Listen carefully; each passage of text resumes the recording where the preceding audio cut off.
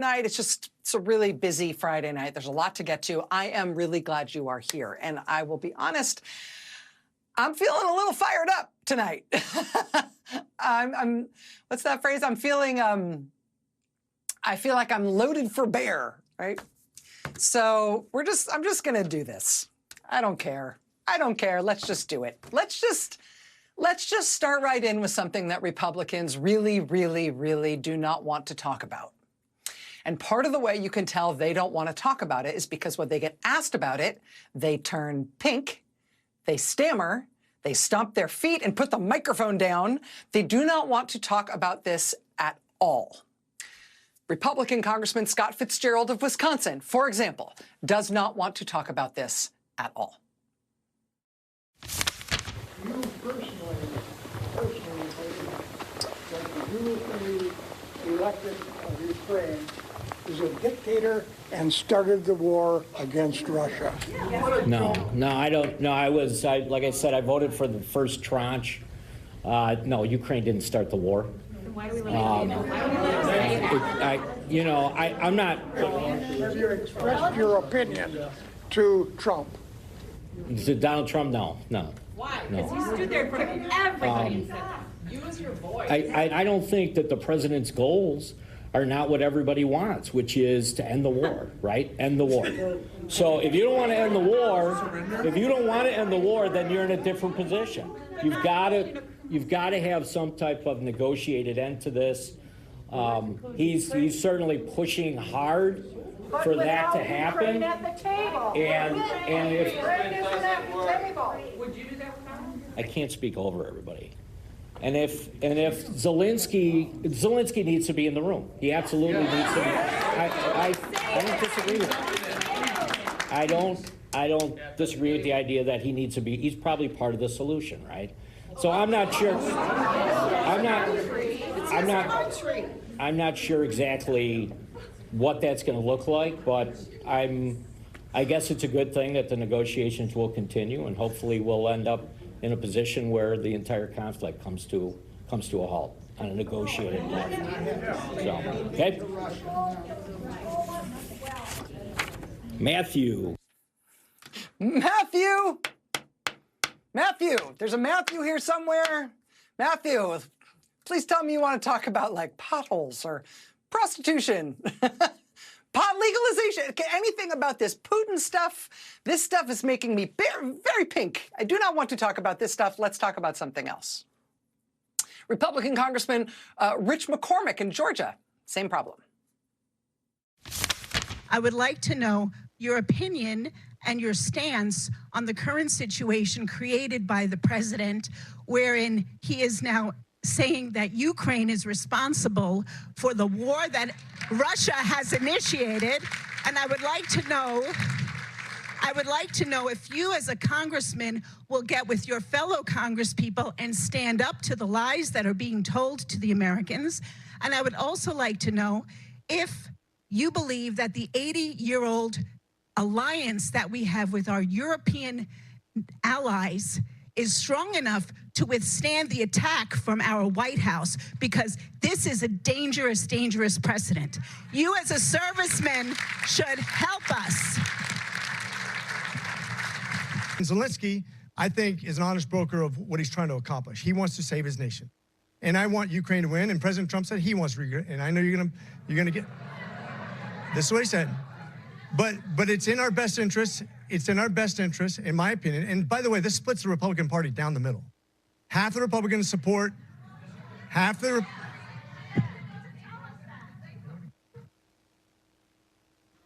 have repeatedly spoken up on this.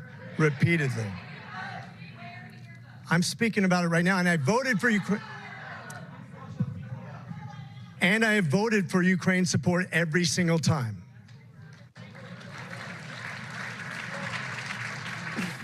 You guys, I will turn this town hall right around. I'm putting my microphone down. This keeps happening to Republican members of Congress in their Republican districts and to Republican senators in their red states. Republican Congressman Mike Kennedy in Utah, Republican Congressman Kevin Hern in Oklahoma, Republican Senator Lisa Murkowski in Alaska. responsible for starting the war in Ukraine. Thank you for asking this question. Do you share his sentiment, and do you think funding should be cut from Ukraine? I don't know that the president said that. I knew he was going to say that. I knew he was going to say that. Oh my gosh. So, as to who started the war, as far as I can tell, who started the war. Yes, yes. Thank you. Personally, do you support Ukraine or Russia? Well, here's. No, it's not easy, ma'am. It's not easy. It's not easy. Is Zelensky a dictator, yes or no? That part, I have a problem with that statement, yes. Okay. Did Ukraine start the war? Well, it's simple. Do you support Did Ukraine start the war, yes or no? Did Ukraine start the war? I want to know where you stand It's not part of on it. Ukraine or Russia. We have been supporting Zelensky for years now. 3 years since Putin started this. Now we're isolating, or he is isolating America. He's calling names and all this. Where do you stand? let me just say this. This is not the tactic that I would use to try to solve the problem. I would like to express my dismay over the president's stance on Ukraine, including, as everyone knows, his outright falsehoods. And I'm curious, I imagine I know what your views are, but more significantly, what can the legislative branch do, and what do they have the stomach for to support a peaceful resolution that involves the leaders of Ukraine and not just Trump and Putin? That's my question. Yeah, well, I think we were all more than a little bit stunned, really concerned about just this radical switch. I mean, it was literally last week. The president was speaking about how he was going to work to end the war in Ukraine. I think we would all like to see we would like to see a peaceful and positive outcome to the bloodshed after these years. And so to now hear President Trump's comments, very derisive comments about President Zelensky today, I felt were uncalled for and unfortunate.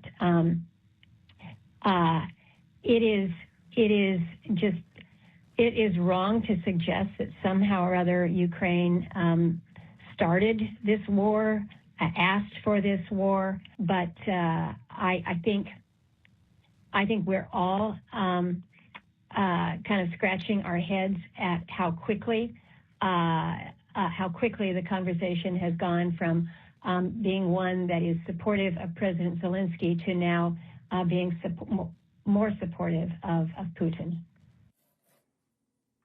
This radical switch. Senator Lisa Murkowski of Alaska, in a town hall with her constituents last week, she says we're all scratching our heads at how quickly the conversation in the White House has now gone from being supportive of Zelensky to now being supportive of Putin instead. Scratching our heads. Republicans are having a hard time with this. They try to move on to the next question. They express annoyance with their own constituents for asking about it. They get brusque and short in their answers. Or, like Senator Lisa Murkowski, they just purport to be really perplexed, really confused, really scratching my head. They have a hard time with this. All the Republicans do, especially the guy at the top. You just mentioned Putin, though, and this has been this controversy of the past week.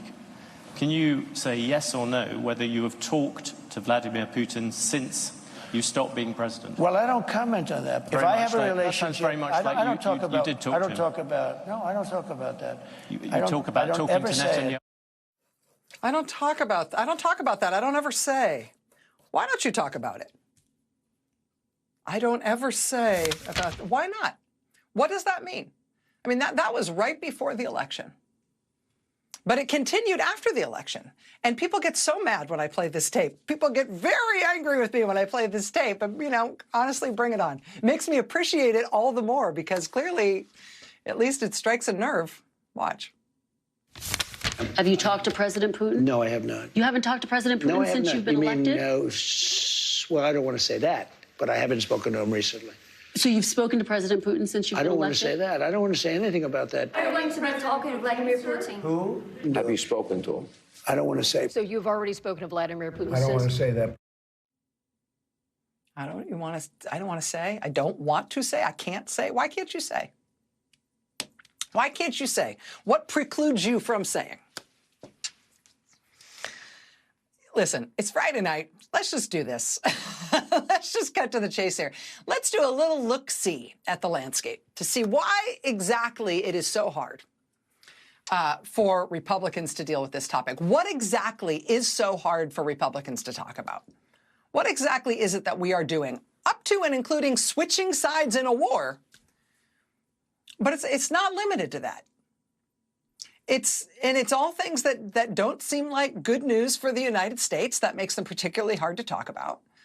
But nevertheless, with Donald Trump back in the White House, we keep doing these things relentlessly and urgently, and they all cut in the same direction. And it's really hard for Republicans to explain because of what it obviously means. It's clear why they do not want to talk about this stuff, and it gets all the more clear when you just line this stuff up. Let me show you what I mean. Here's one. Donald Trump's hand-picked attorney general. She gets sworn in to lead the U.S. Justice Department. On her first day on the job, what is the first thing she does? Headline: U.S. cuts task forces on foreign influence and Russian sanctions. Quote, in a memo sent to staff Wednesday, U.S. Attorney General Pam Bondi revealed she had disbanded the Foreign Influence Task Force, a unit dedicated to investigating violations of the Foreign Agents Registration Act. Bondi did not elaborate, but figures on the Republican Party's conspiratorial far right have accused the government of abusing FARA to unfairly target political operatives, like Paul Manafort, Trump's 2016 campaign chair, who was indicted in a probe into Russian influence in that year's U.S. election. Also on Wednesday, the day of her swearing in, Bondi disbanded Task Force Klepto Capture, an initiative started in 2022 to enforce sanctions against Russia. Who's all that good for? Shutting down the Foreign Influence Task Force, shutting down enforcement of the Foreign Agents Registration Act, and getting rid of the task force that enforces sanctions against Russia. Who are all those things good for? Why'd we do those things? And so urgently, her first day on the job. Here's another one, which happened that same day. Quote, in a little notice directive on her first day in office, Attorney General Pam Bondi ordered a halt to a years-old federal law enforcement effort to combat secret influence campaigns by China, Russia, and other adversaries that try to curry favor and sow chaos in American politics. Buried on the fourth page of one of 14 policy memos Bondi issued Wednesday, the order disbands the FBI's Foreign Influence Task Force. Last year, Justice Department prosecutors and FBI agents exposed an alleged scheme in which Russia-backed media funneled $10 million to a conservative U.S. media company that hired prominent right-wing influencers. Here's how the New York Times bannered that one bluntly. Quote, Trump dismantles government fight against foreign influence operations. Dozens of employees who had been working to fight foreign interference in U.S. elections have been reassigned or forced out. That includes not only the FBI, but also CISA, the cybersecurity division at Homeland Security, which we soon learned the president's top campaign donor had installed a 19-year-old operative who reportedly personally operates websites in Russia and who has been associated with multiple criminal cyber hacking gangs. That's who the president's top campaign donor installed at CISA, giving him full access to systems and data at the U.S. government cybersecurity agency. A 19-year-old kid with ties to Russia and cybercrime. Who's that good for? How do you explain to your constituents who that's good for and why we are doing that as a country? And what else? What else is hard to explain to ye olde constituents when it comes to that radical switch in the U.S. government that Lisa Murkowski described? How about this? Headline, CIA plans largest mass firing in nearly 50 years. Well, that's good for someone. Who's that good for? That came right after this. Oh, Trump's new hand-picked CIA director sent a list of CIA employees to the White House in an unclassified email. Quote, current officials confirmed that the CIA had sent the names of employees to the Office of Personnel Management, complying with an executive order signed by President Trump. Senator Mark Warner, top Democrat on the Intelligence Committee, wrote that the sharing of the officers' names was a, quote, disastrous national security development. One former agency officer called the reporting of the names in an unclassified email a, quote, counterintelligence disaster. Ah, yes, a disaster for the United States and for U.S. intelligence in particular. But very good news for someone. Hey, speaking of things that ought to be classified, headline, how Trump's security clearances order could make the U.S. vulnerable. The plan to give temporary security clearances without background checks opens the door to breaches and espionage, experts say. Giving out security clearances without background checks that look for things like, criminal entanglements, lots of debt, anything that they could blackmail you over, or any contacts with foreign governments. To make sure that you're not, secretly working for, we're not doing the background checks anymore. Trump just has ordered that the classified material be made available to whoever he says with no checks. That doesn't seem like good news for the United States. But again, it's good news for someone. How about when they decided that the first agency they would destroy would be USAID? Who cheered the loudest for that? Russia welcomes USAID cuts, calls agency machine for interfering. Yeah, it was fantastic news for someone. No one was seen to benefit more or to be more loudly cheering it on than Vladimir Putin. And that was before the specific news confirmed today that among the projects Trump is explicitly and specifically turning off right now, this week, is the program by which the U.S. helps Ukraine keep its electric grid up and running. Even though Russia has repeatedly targeted that electric grid throughout the war. Because Russia's idea of how it wants to win the unprovoked war it declared on our ally is to make the civilian population, including kids and the elderly and hospital patients and everyone, their best idea for how to prosecute that war is to cause them to freeze to death by bombing the electric grid in February. So more than any other evident targeting, they have targeted the electric grid that serves the civilian population in Ukraine. It is the United States that has helped Ukraine masterfully keep the power grid up despite those repeated onslaughts by Russia. Until this week, when Trump just cut it off. Which is good news for someone, right? President dressed up the defense secretary he handpicked off the cast of the Fox and Friends weekend show, put him in a bright blue suit, and sent him to Europe, where he volunteered, unasked, that Ukraine can't be expected to keep all of its own territory. He said that would be, quote, unrealistic. It would be, quote, unrealistic to not let Russia take parts of Ukraine. He then volunteered, unasked, that Ukraine will not be allowed to join NATO.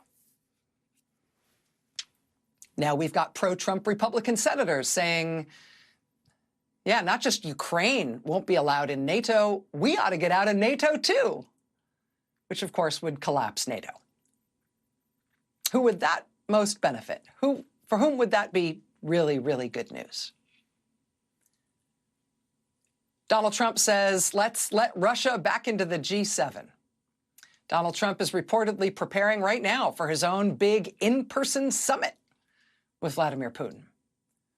Donald Trump already started high-level meetings between the Russian and U.S. governments, including an inexplicable 3.5-hour meeting specifically between the president's real estate friend and Vladimir Putin himself. Steve Witkoff came back from that meeting and how'd that go?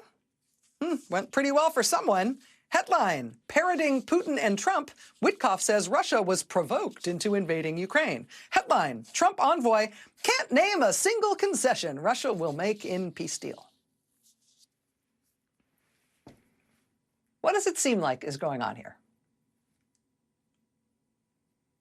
Imagine if a foreign adversary, imagine if the Putin government somehow could just do a thought experiment. Imagine they could somehow exert control or influence over the government of the United States. What do you think the Putin government would have the U.S. government do if he could control it? What kind of headlines would you expect to see about the operations of our government under that kind of a scenario? And what would you expect the news out of the Oval Office and the White House to look like on a day like today? At the start of this made-for-TV debacle at the White House today, where the president and Vice President J.D. Vance screamed at our ally Vladimir Zelensky and berated him with Russian government talking points. When this happened today in Washington, there's a couple things that stuck out to me. First of all, at the very start of this photo op, they had all the press in the room, Trump was asked right at the outset when he last spoke with Vladimir Putin. He said, quote, a couple of days ago, which was news because the U.S. government had said nothing about Donald Trump speaking with Vladimir Putin a couple of days ago. So that's new. He used to say, I'm not allowed to talk about that. Now he's admitting that he talks to Putin all the time, even when the U.S. government doesn't release any information about those calls like they do with all other foreign leaders. Second was the truly bizarre revelation that Russian state-controlled media, for some reason, was in the Oval Office today when this scene happened with Volodymyr Zelensky. Now, to be clear, the Trump White House will not allow the Associated Press or Reuters into the Oval Office to cover White House events anymore, but somehow TASS media, Kremlin-controlled Russian state media, somehow made their way into the Oval Office for this berating of the Ukrainian president today, and Russian state media was in the Oval Office, somehow live streaming from the event. Afterwards, look at this bizarre statement from the White House, attributed to an unnamed White House official. Quote, TASS was not on the approved list of media for today's pool. As soon as it came to the attention of press office staff that he was in the Oval, he was escorted out by the press secretary. He is not on the approved list for the press conference. It's not on the approved list. I have no idea how he got in there to live stream for Kremlin-controlled state media the president and vice president of the United States screaming at Ukraine's president and berating him with Russian talking points. We don't know how the Kremlin guy got in here. It was weird. He just wandered in. I mean, people do. It's a free country. People do just wander into the Oval Office. A very radical thing is happening in our country. It is not only radical in the sense that it is a large directional change, right? Switching sides in a war, now standing against our allies of the last 80 years, now siding with Russia instead. I mean, no longer siding with the free world, now siding with the authoritarian governments of the world. Like, it's not just radical in that it is a 180-degree directional change. It is also radical in the sense that it is really radically unpopular with the American people. I mean, you can see that in the polling. Quinnipiac poll this month. Should the U.S. trust Vladimir Putin? Yes, 9%. No, 81%. Here's another one, the Economist YouGov poll out this month. Do you have a favorable or unfavorable view of Vladimir Putin? The American public say favorable 11%, unfavorable 78%. The American people are not clamoring for us to ally ourselves with Vladimir Putin. Right? You can see it very clearly in the polling. And it begs the question, well, okay, who wants this? Who voted for this? Why are we doing this? If the American people don't want this, why are we doing it? Who says we should do this? Who's making us do this? And why? And for whose benefit? You can see the same dynamic in the bewildered and outraged questions that Americans are asking their Republican members of Congress at these town halls, which Republicans are now realizing they better not do any more of. They're asking their Republican senators and their Republican members of Congress, what the heck is going on? What is going on here? But let's be clear. I mean, what's going on here is pretty obvious at this point. Because this is all really good news for somebody. It's not the American people for whom it's good. It's not our allies for whom it's good. And this is nothing that anyone campaigned on, and it is nothing that anyone has any political mandate for at all. And so why are we doing it? And what are we going to do about it? That's what we have to decide. And that's next. Well, what has happened at the Oval Office has been not what we expected it to be. We knew that communication with Trump and his team is going to be difficult. We did not expect that. We did not expect what we have seen. It's unimaginable that the leader of the free world, the leader of the biggest democracy in the world, would attack the president of the country that has been attacked, while at the same time conducting negotiations in a very friendly tone with the country that is the aggressor, that is the Russian side. We definitely did not see that coming, even though we expected the communication between Trump and Zelensky to be tougher. That is not what we expected. So it is, of course, a new era in the relationships between the two states. That's a member of Ukraine's parliament, Inna Sovsun, reacting tonight to the bizarre Oval Office spectacle today in which Donald Trump and Vice President J.D. Vance screamed Russian talking points at Ukraine's president on camera. Joining us now is Michael McFaul, former U.S. ambassador to Russia. Ambassador McFaul, it's really nice of you to make time to be here with us tonight. Thank you. Glad to be here, Rachel. So today, I think, felt to many people like putting a final piece of punctuation on it. This is a full realignment of American foreign policy overall. Under Donald Trump, the United States will abandon an allied democracy. We will support the autocrat. We will support Vladimir Putin instead. Do you see it that way? And can you help us understand the broader implications of what we saw today? Tragically, I see it that way. And you just presented a lot of evidence to support that hypothesis before the commercial break.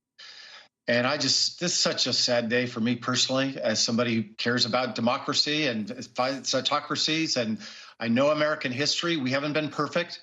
We haven't always been on the side of the Democrats, but we have a long-standing tradition of standing up to autocrats. Think about it.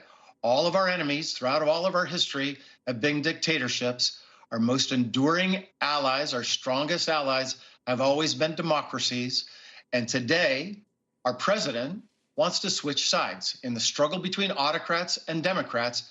He doesn't want to be the leader of the free world. He wants to join the autocratic club. And I just think it's sad on a kind of ethical and moral level, but I also think this does not serve American national security interests. If he goes down this path, we will be isolated from our allies in Europe, from our allies in Asia. The rest of the world will hedge their bets, and we will be alone. I know that you have been following the actual negotiations to end the war in Ukraine closely. I also understand you spoke with members of President Zelensky's delegation since the Oval Office meeting today. What are they telling you? What is your sense about the best path forward and what options they have now? Well, this was supposed to be a good day. They negotiated very hard, both sides, on this minerals deal. I'm not a big fan of it, but both sides thought it was in their interests. They thought that getting a direct meeting with the president was what Zelensky needed, because that's what everybody says. You got to do business with President Trump directly. And so it was their idea to fly to Washington to have this meeting. And they're just in shock. The whole country is in shock. By the way, the whole country's rallying to President Zelensky's support, just like the rest of Europe is as well. But they did not expect this. And I got to tell you, honestly, this is my opinion, not theirs. But we keep talking about Trump wants to do a deal to end the war. I'm not so sure that's true. I think he wants to do a deal with Putin. That's the real play, as you were just describing.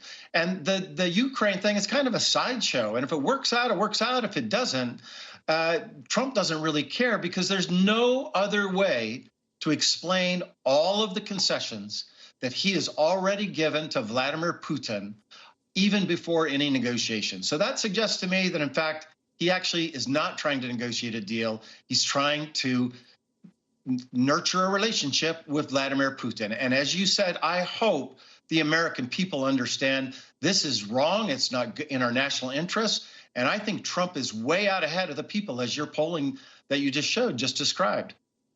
Yeah, I think whatever Americans voted for, I don't think people voted to make the United States a subsidiary diplomatic entity to Vladimir Putin, which is the way that Trump is operating here. You mentioned the rest of Europe rallying to Zelensky. One of the things that we saw today were leaders of democracies from all over Europe publicly thanking Zelensky today, standing with him in solidarity after this meeting with Trump. You know, you talk about whether or not the United States is any longer associated with the free world, whether we are the leader of the free world. If we're not, is it becoming clear who is? Well, I want to keep hope alive. President Trump and his team don't seem to want to be part of the free world. But I'm an American too. I want to be part of the free world. I hope there are other Americans who believe the same as me. And I don't want them to turn this way, because I don't believe it serves America's interests. And by the way, there's a lot of Americans like me who think we're more than just mineral deals. We stand for more of that. So the fight is still on. But to your point, yes, the center of gravity has moved to Europe. I was at the Munich Security Conference. Actually, we talked at 4 a.m. there. I now remember. And the mood then was, well, we've got to pick this up. We've got to unite. We've got to stand behind the democratically elected leader of Ukraine against this imperialist dictator that has invaded his country. And tragically, for now, that's where the center of gravity for the free world is. Michael McFaul, former U.S. ambassador to Russia. I do appreciate you being here. I know that there's a lot of demand for your time on a night like this, after a shock like this. It's an honor to have you here tonight, sir. Thank you. Can't imagine being anywhere else. Thanks for having me, Rachel. All right. We've got much more ahead here tonight, including, I'm really happy to say, a live visit with Senator Cory Booker coming up. Stay with us. I want to tell you and your people, you're the ally I've been hoping for all my life. Not one American has died defending Ukraine. You've taken our weapons and you've kicked their ass. And I'm very proud to have you as our ally. The Russians are the bad guys. They invaded, contrary to almost every international law, and they should be defeated. And Ukraine is entitled to the promises that the world made to them. Republican U.S. Senators Lindsey Graham and Roger Wicker praising Ukraine and Ukrainian President Volodymyr Zelensky, condemning Russia, saying Ukraine is an ideal ally, that they are entitled to the promises the world made them. Those were not clips from 2 or 3 years ago. Senator Graham and Senator Wicker said those things exactly 2 weeks ago. That said, to be fair, we are in a news environment where 2 weeks can feel like an eternity. So how about something not even 2 weeks ago? How about something even more recent? How about something from this morning? Here's those same 2 senators greeting Ukrainian President Volodymyr Zelensky and sitting down with him for a meeting ahead of his trip to the White House today. You can hear Senator Wicker, the chair of the Armed Services Committee. You can hear him in this next clip. Delighted that you're here in the United States. We're encouraged about the show of support. We have committee chairs. We have the president. We're here today as a show of support. We're here today as a show of support. We are so encouraged you are here. We are delighted. Did I mention the show of support? After that meeting, Senator Lindsey Graham posted his own video about how excited he was to be supporting Ukraine today. They were all so excited. Today, Senator Wicker posted this picture of himself proudly shaking hands with President Zelensky, calling the meeting a huge step forward in securing mutual prosperity and peace for Americans and Ukrainians. This was today. And you know what happened next? President Donald Trump and J.D. Vance screaming at President Zelensky in the Oval Office, hammering him with Russian talking points as the cameras rolled and rolled and rolled and rolled. After that display, Senator Graham, who again, just this morning was so excited to show his support for Ukraine and President Zelensky, just hours after that, he called a press conference to demand that Volodymyr Zelensky must resign. Senator Wicker, profile in Courage, appears to have just quietly deleted his post from this morning, praising Volodymyr Zelensky and showing himself shaking his hand. Courage, Senator Wicker. We reached out to Senator Wicker's office tonight to ask what happened there. Haven't heard back. With friends like these, Democratic Senator Cory Booker joins us live next. This is part of how Senator Cory Booker responded today after the debacle at the White House. Quote, Donald Trump and J.D. Vance didn't show strength today. They showed weakness. They belittled a giant and showed just how small they are. A weary warrior was before them, a beleaguered man who has lost thousands of his friends and comrades to the unjust and illegal aggression of an authoritarian leader. They showed no grace, no magnanimity of spirit, no diplomatic acumen. They were small bullies with big titles, and they disrespected the history and legacy of the nation they lead. Today, Donald Trump acted more like Today, Donald Trump acted more like Russia's Putin than America's president. Joining us now is Senator Cory Booker, Democrat of New Jersey. He's a member of the Senate Foreign Relations Committee. Senator Booker, I'm really glad you could be here tonight. Thanks for making time. Thanks for having me on a really awful day for our nation. Frankly, it's an awful day for Ukraine and our nation. The one nation that really is celebrating right now is Vladimir Putin in Russia. What concerns you the most about that? What, for Americans who don't necessarily think about foreign policy that much, who don't think about America's role in the world, or if they do, don't think it affects their regular lives very much. What concerns you the most about us apparently abandoning our global stance of the entire modern history of our country and instead lining up with Russia and turning against our democratic allies?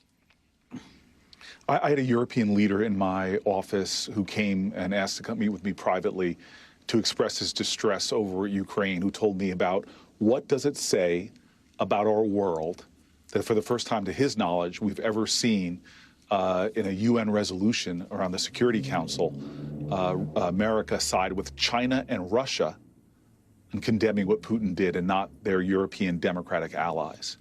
We are seeing a world shift right now that belies what Republicans and Democrats have been saying in lockstep. We've taken trips together over into Europe to stand with Ukraine. We've had Zelensky multiple times meeting with us as senators in private, him receiving standing ovations. We had a joint session of Congress where he addressed us and we stood up, and people have said time and time again that this is a stand not just in defense of Ukraine, but defense of democracy. And if we lose in Ukraine, then authoritarian leaders around the world will be more emboldened, and America will be dragged into more and more conflicts defending democracy against autocracy and authoritarianism. So this is a significant moment and a significant shift in American history where we have our president who is taunting a world leader, lying about his approval ratings, lying about who started the war, lying about who is the dictator, accusing Zelensky of being a dictator, not the obvious one in Vladimir Putin, taunting him before he came in. This is the guy who was impeached once. One of his two impeachments was over him trying to extort Zelensky, withholding weapons unless he got commitments to do his political bidding in his attacks against Joe Biden. This is a sad day for our nation. This is a shift in global geopolitics, and this is something that I am praying and hoping that we can overcome. But unfortunately, we're seeing a Republican Party right now that would rather bow to political pressure than stand tall for policies and principles.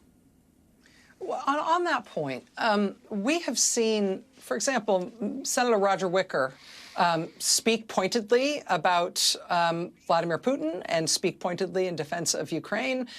We saw him meet this morning with Volodymyr Zelensky and post a tweet of him shaking his hand and talking about how much he supports him, saying how much he was there to support him. He just quietly took that down after what happened today in the Oval Office. We saw Lindsey Graham go from meeting with Zelensky this morning and praising him and talking about his support for him to demanding his resignation as soon as Vance and Trump put on that display today. We saw Marco Rubio, who is until recently considered to be sort of a realpolitik Republican on foreign policy issues in the United States Senate. He sat there inert in the Oval Office today, saying nothing.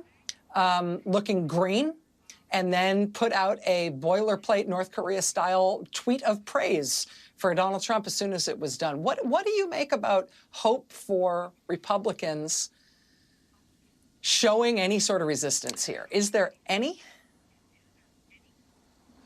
You know, again, this is a shift in our politics, that the Senate used to be a place where right or wrong, people would criticize a president when they stepped out of line, even one of their own party. And here is a situation that is so grave, and my colleagues know this because we meet with these leaders. I was in communication today with an Estonian leader that this has struck fear in their country because Estonia, Latvia, Lithuania, Moldova, these countries know the threat of Russia and worry because Putin is using the same rhetoric with them he used about the Ukrainian people.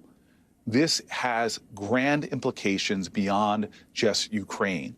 And we know our history, but yet are failing to learn from it. If there's ever a time for political courage, even if it means undermining one's ability to get reelected, this is a time for courage. And we know from our history, when good men do nothing, that is the ingredient that is necessary for evil to be triumphant.